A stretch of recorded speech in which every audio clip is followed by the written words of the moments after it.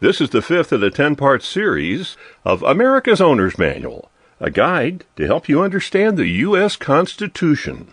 The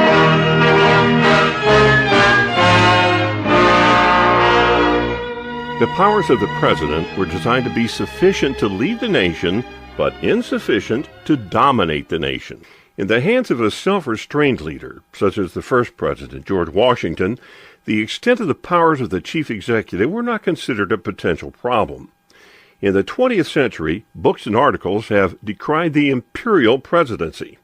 Their thesis is that recent presidents have successfully claimed more power than the Constitution permits.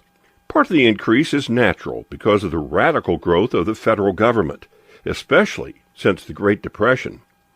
Since all major officials are appointed by the President, subject to consent by the Senate, every growth in the size of the federal government is also, necessarily, an increase in presidential power.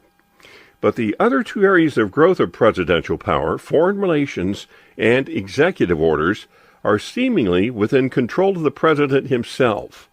Things are not always what they seem. The Constitution deliberately gives only to Congress the power to declare war. In recent decades, presidents have committed acts of war against various nations without any declaration of war by Congress. Most presidents, in taking such steps, referred to the War Powers Act passed in 1973. Under that act, a president can send troops into battle or into situations where hostilities are imminent only for 60 days, absent a declaration of war or a specific mandate from Congress. The President then has a possibility of one 30-day extension. When passed, shortly after the Vietnam War, the War Powers Act was hailed as a restraint on the powers of the President to move troops anywhere in the world on his own initiative as Commander-in-Chief. But in fact, the Act allows the President of the U.S. to commit the nation's military to acts of war against other nations without any specific authority from Congress. And once war is begun, chauvinism can cause the people to commit to continue the war. This was exactly the evil that the framers sought to prevent in the War Clause of the Constitution, an executive decision to begin a war without any advance control by the people's elected representatives. No one has ever caused any court to rule on the constitutionality of the War Powers Act in its 35 years of existence. Yet any fair analysis leads to the conclusion that the power to begin a war cannot be delegated from Congress to the President because of a specific prohibition against that. So this is a growth of presidential power that Congress turned over voluntarily. It was not taken by force by the President. Executive orders are another matter. Such orders were known by and used by presidents going back to George Washington, but they have grown in subjects and intricacy in the 20th century.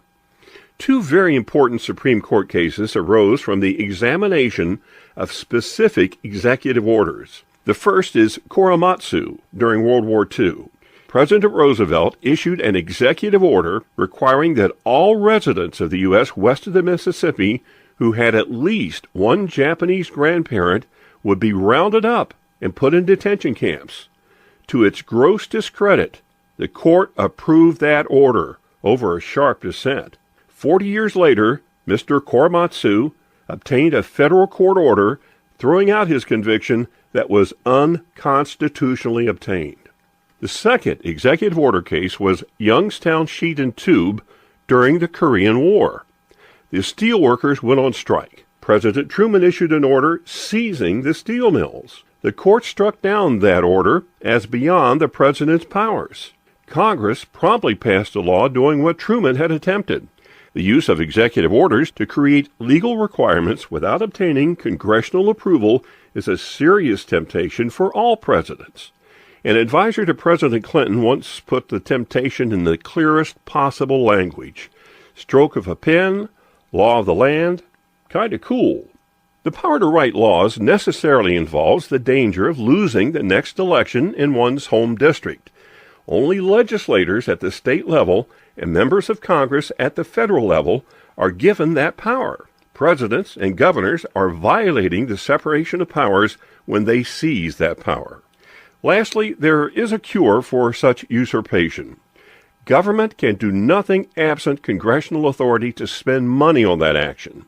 Executive orders, like acts of war, can be defunded, unless Congress is unable or unwilling to muster the courage to act. Yes, presidents have seized powers they should not possess, but Congresses have allowed them to do just that.